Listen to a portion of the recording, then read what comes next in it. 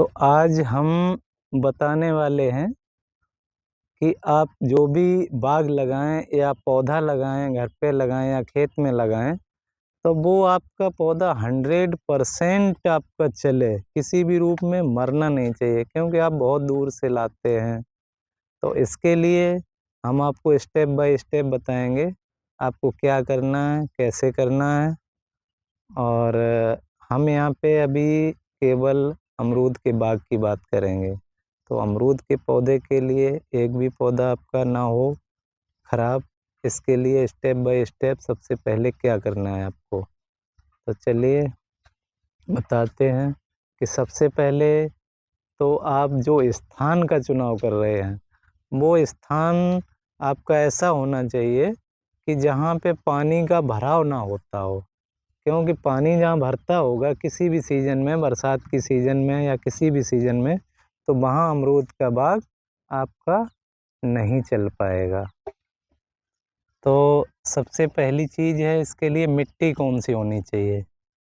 तो अमरूद का बाग कहना चाहिए अमरूद का पेड़ ऐसा है, एक पेड़ जो हर प्रकार की मिट्टी में आपके लग जाता है। केवल मिट्टी में पानी का भराव नहीं होना चाहिए और शेष इसके लिए मिट्टी तो आपकी कैसी भी हो, चाहे आपकी दोमट मिट्टी हो, रेतीली हो या और भी चिकनी मिट्टी ज़्यादा नहीं होनी चाहिए। तो मिट्टी में आपने समझ लिया होगा कि इसके लिए कोई भी मिट्टी चल जाती है। ज़्यादा चिकनी मिट्टी हो तो उसमें थोड़ा आप रेत मिला सकते हैं और जैविक खादों में गोबर की खाद मिला सकते हैं, वर्मी कंपोस्ट मिला सकते हैं। तो इसके लिए मिट्टी से कोई दिक्कत नहीं है। मिट्टी कोई-सी भी हो, लाल मिट्टी हो, पीली हो, बलुई हो, दोमट हो, काली हो, चिकनी हो, सभी मिट्टियों में ये सर्वाइव कर जाता है। तो इन्हीं सब बातों का ध्यान रखते हुए हमने अपना एक बाग लगाया था अमरूद का, जिसके बारे में आपको दिखा रहे हैं। हमारे देखो कितने बढ़िया से पेड़ चल रहे हैं, अभी तक कोई प्रॉब्लम नहीं आई है। तो आप देख सकते हैं अभी अक्टूबर का महीना है, तो अक्टूबर के महीने में आपको इस साइज़ के फ्रूट हो जाते हैं और ये देख सकते हैं आप कितने बढ़िया से फ्रूटिंग हुई है एक तरफ से।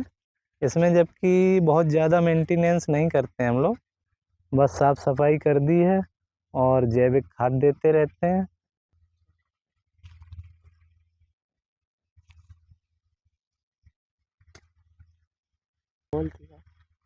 तो आप देख रहे होंगे अमरूद कितने बढ़िया से फ्रूटिंग हुई है, इसमें कोई भी बीमारी इस समय नहीं लगी हुई है और ना ही लगेगी।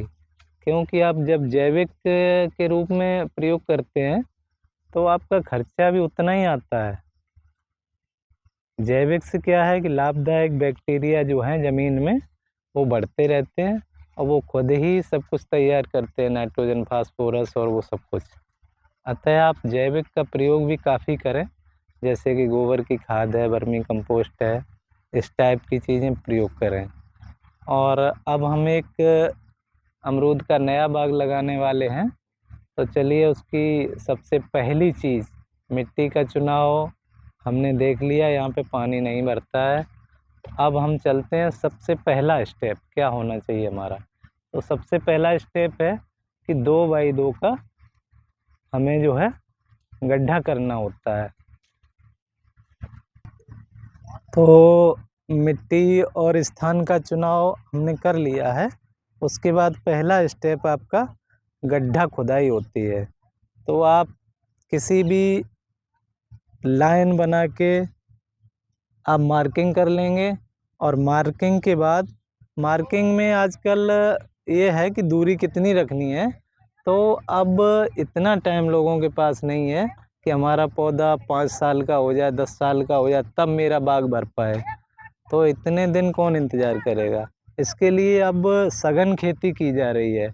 इसमें क्या करना है आपको 2 बाई ढाई मीटर इस समय जो बहुत ज़्यादा चलन में है, 2 बाई ढाई मीटर पे हम मार्किंग कर लेंगे और मार्किंग के बाद 2 फुट लंबाई चौड़ाई में गड्ढे की खुदाई करेंगे।